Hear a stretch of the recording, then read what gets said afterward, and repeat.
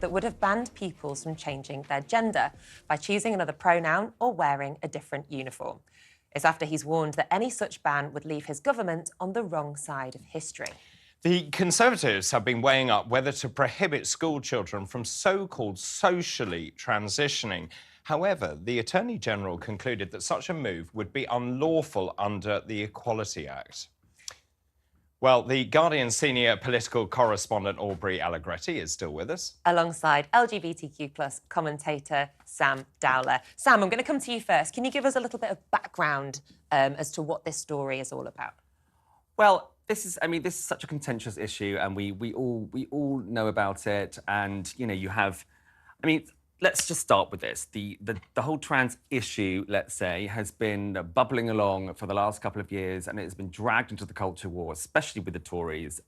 Lee Anderson, for example, said that it should be, how they're going to fight the next election. So, it's appalling that trans people, who are some of the most vulnerable people in the society, are even used as these political pawns, especially trans children. So obviously there has been a bit of an uptick with kids socially transitioning, and there's also there's the whole emergence of people who don't even fit into the binary gender, so a non-binary person. So for people at home who have literally no idea what you're talking about, just explain that. So can you explain social transitioning? This is where, because we're talking about children here, we're not just talking about the trans community, we're talking about all children. So in terms of socially transitioning, my understanding, this is about how children maybe want to dress, how they want to be referred to.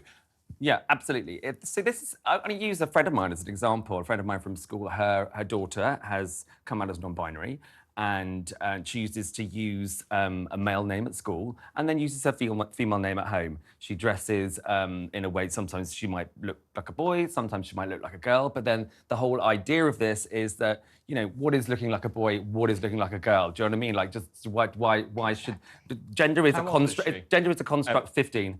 Gender is a construct that we have created. No, it's not. And you have a biological sex. That's sex, not gender. Gender. But Okay. let's take our outfits, for example, mine Yeah. and David's here. Yeah. If we're talking about a school uniform, say, I'm wearing trousers. Yeah. To many schools, that would be a male item of clothing. Yeah. You're wearing a pink shirt. And you wouldn't be allowed to in many some places, schools. it Not would, that pink. it is. It's quite a bit pink. pink. But people would say, pink's for girls. And maybe like 20 years ago, that would have been so incredibly strict. But there are still schools today who say, no, girls have to wear skirts. What on earth has wearing a skirt got to do with your gender? Imagine you were told you had to wear a skirt to work here. Oh. Do you know what I mean? You'd be like, I'd storm off. Where is this? Are we in Russia? It's ridiculous. So, so this obviously is to do with children. And the thing is, when it comes to LGBTQ stuff at the moment, this is where people want to be the most angry. They're ringing this bell saying like, oh, when somebody think of the children, when it's not about that. That's why there's such a hoo-ha about Drag Queen Story Hour, etc., which obviously, again, has nothing to do with,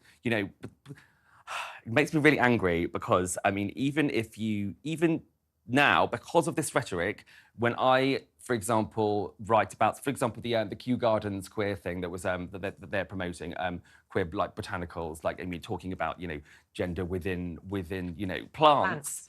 It has been vilified here and there, and I spoke about it, and then I was called a groomer online, a paedophile. So this is where we're at. This is where the rhetoric has got to, and people like Suella Braverman and Kemi Badenoch they have got a lot to answer for goodness sake. This is appalling, and they're key.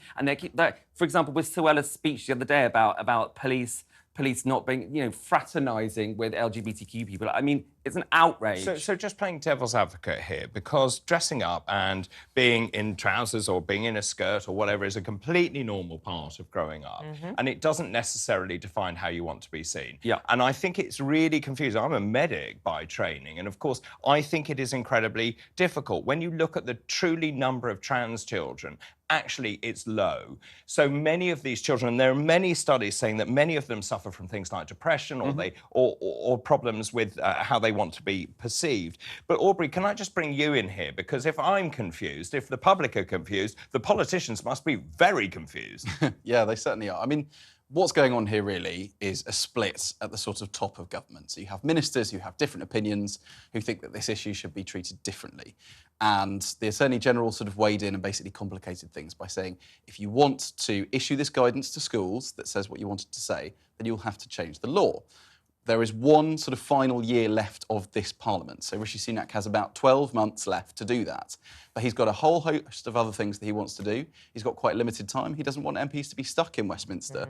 He wants them to be in their constituencies instead. So it's about whether or not he wants to take the political time to spend the next 12 months having a very public row within his party to sort of, for the sake of appeasing certain people that you just mentioned.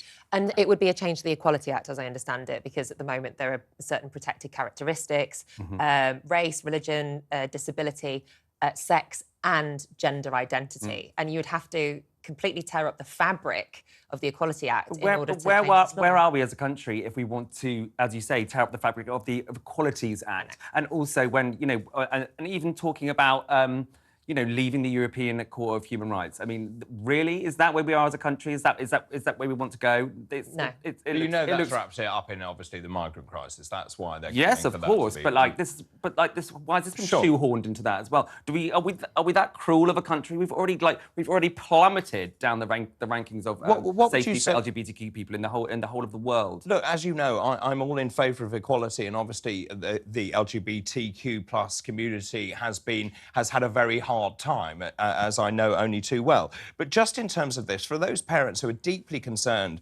about their children, I said at the beginning that actually there is a minority, there's a very small group of young people growing up who are truly trans. Just where do you stand on having a corrective surgery, for example, or having medical intervention before the age of 18? Where do I personally stand on that? Well, I mean, OK, let's take, for example, the whole argument about trans women in sport. So certain bodies say that if somebody has transitioned before puberty, then they will be allowed to participate. Yeah. However, if they're not allowed to transition before puberty, then that's a moot point. Then there's no point even saying it. So, or you look at a pop star like Kim Petras, for example, who was one of the youngest people to transition in the world, and you know, and has gone on to flourish as she has. I mean, this is such a contentious issue, but it should be done in a case-by-case basis. Like if somebody wants to, you know, wear a binder, for example, or to you know, project a different gender than they were born in, then that is their prerogative, and a parent should talk to their child about it and go along with them and see what, and it's all to make them comfortable, to make them happy. And Aubrey, David's so right, isn't he? It's a very, very small percentage of children and trans people who go on to socially transition as adults or medically transition. Yet this is spoken about as if it's happening to all kids in schools and every parent should be scared. Do you think the government are really using this to fearmonger in the run-up to the next election? It does take up a sort of disproportionate amount, if you like, of political bandwidth. Yeah. And that's partly because the people who are nervous about the sort of direction that they think that we're heading in think that this has sort of wider difficulties for the country, and they want to sort of put a stop to this now before it kind of gets too far. The culture war dynamic, the Conservatives still haven't really figured out how much they want to lean into. I sort of feel like Rishi Sunak is reluctant, but sort of wants to show a little bit of ankle to Conservative voters to sort of get them to turn out on polling day. So he's got to be very clear, hasn't he? What are his priorities as the general election approaches? And of course, as you rightly say, does he really want to rattle that cage? Exactly, yeah. There are much bigger things on most people's agenda. The economy, he's talked about stopping small boats.